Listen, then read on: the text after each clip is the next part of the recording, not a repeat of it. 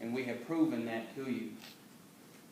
And we have proven this guilt beyond any and all reasonable doubt, as was our responsibility to do so.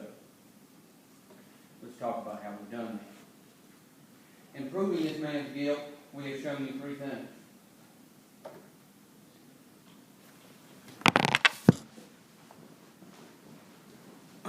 First, the defendant was driving.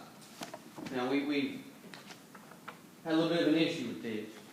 The defense is attempted to make you believe it was in fact Mark Street or someone else that was driving the defendant.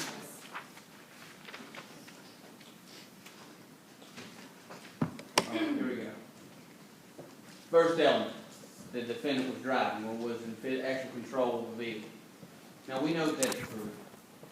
Now, although the defense has attempted to make you believe that Mark Street was in fact the driver of that vehicle, the only person who was testified here to anything to that fact was the defendant himself.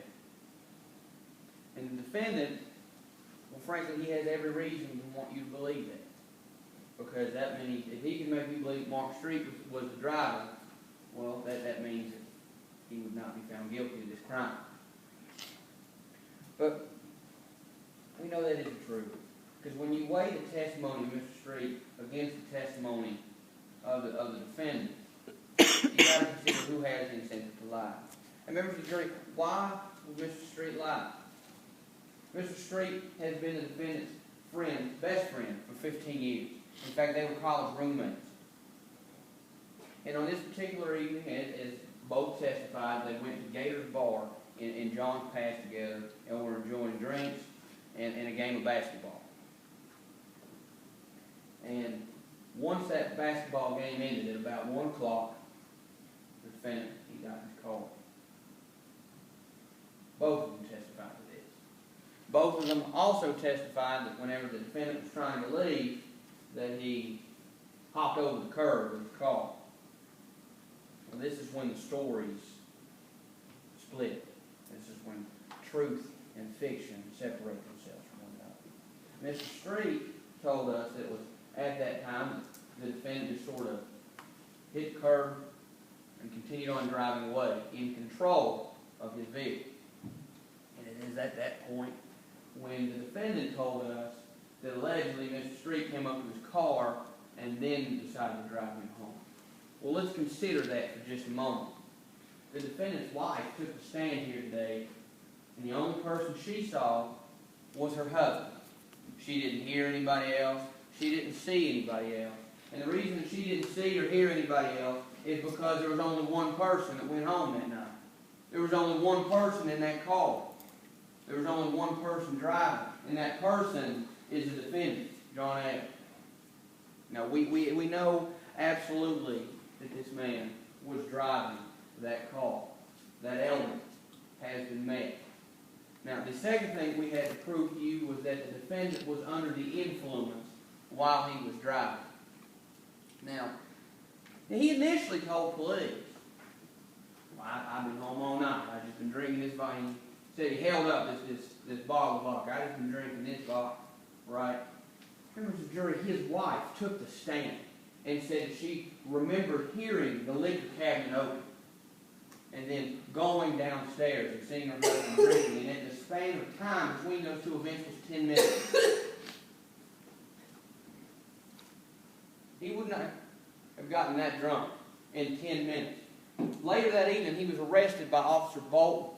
And she testified to us here today that when his blood alcohol level was tested, it was 0.19. That is more than double over the legal limit.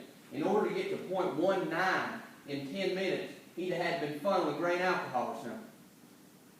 And that's simply not the case. The case is that he was at Gator's Bar, drinking beer after beer, shot after shot.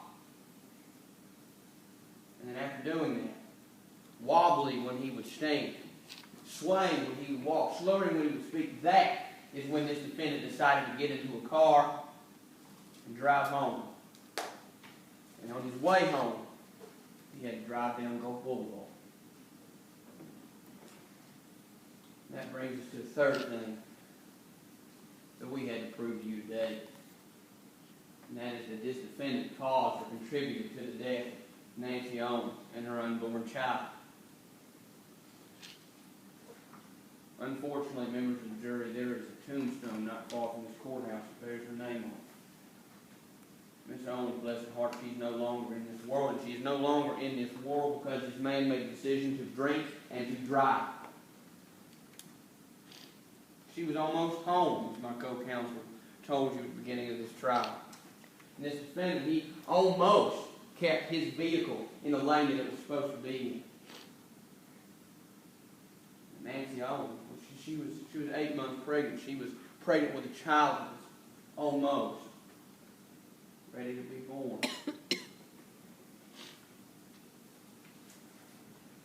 Miss Owens was driving in a tiny little Hyundai. She was attempting to go home to her husband and to her own already born 3 children. And because of the size of her belly, she had to scoot the seat back in order to be able to accommodate her driving. Now, we heard the testimony of Miss Martin, and we heard the testimony of Officer Baldwin. And they told us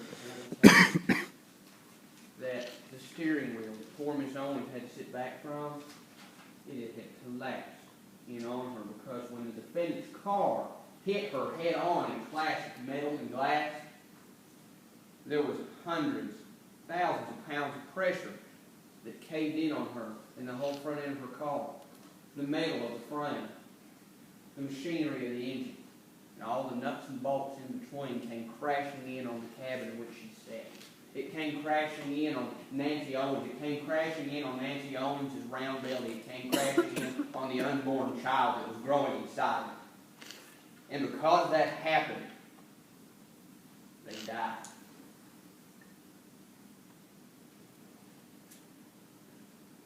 They are no longer in this world, members of the jury, and that is a sad and unfortunate fact, and it is uncontested.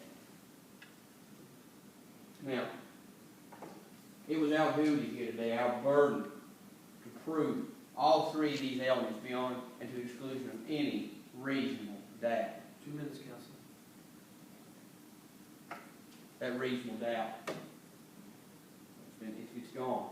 The weight of the evidence, the power of the testimony, and everything you heard and seen, I am confident that you know.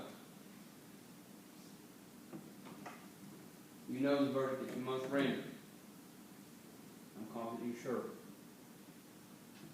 And that is that this man, John Adams, is guilty of the DUI manslaughter of Nancy Owens and of her unborn child. He's not almost guilty. He's entirely guilty. Thank you for your time.